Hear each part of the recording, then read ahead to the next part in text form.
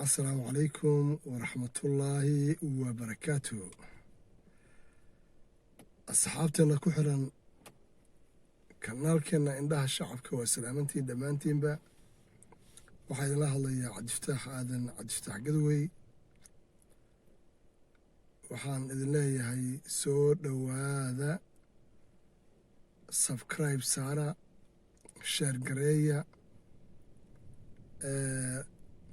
asxaabtiina kale si aad ula wadaagtaan kanaalkan oo u helo customer fara badan. waxaan idiin soo wadnaa insha allah barnaamijyo fara badan oo is leenahay waa ka faa'iidayaan ummadda Soomaaliyeed meel ay joogtaba,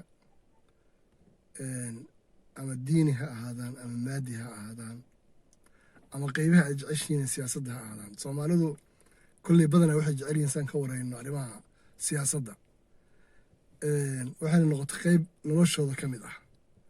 annaga xilliyadeennii hore dadka ma uusan aqoon jirin wasiirada waddanka jooga, xildhibaanada, xilalka la kala bedelay, waxaa lama ogaan jirin. laakiin haddeer waa tirinaynaa, qof baa loo yaqaanaa.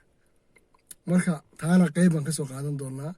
waxaan ka soo qaadan doonnaa qaybaha muhiimka ah oo aan is leenahay waxaa ku jirta danta dadka in macnaha loo iftiimiyo si wax badan loo ogaado, dadka si wax badan looga wacyigeliyo, waxyaabo qaarna inay dadka ku dhiiradaan oo ay xaq u leeyihiin in loo sheego.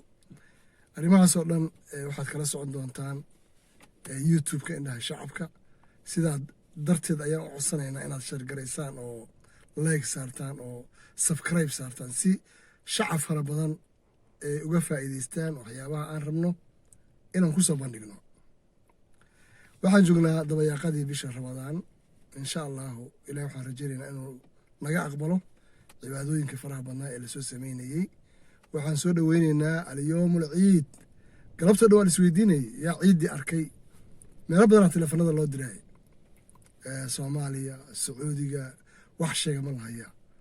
marka insha allahu biidnillahi alkariim kulankeena dambana waxaan rajaynayaa inaan noqdo alyoomul ciid, inaynu si fiican u sheekaysano. aad baa idiin salaamay dhammaantiin asxaabtayda qaaliga ah. asalaamu calaykum waraxmatullaahi wabarakaatuh.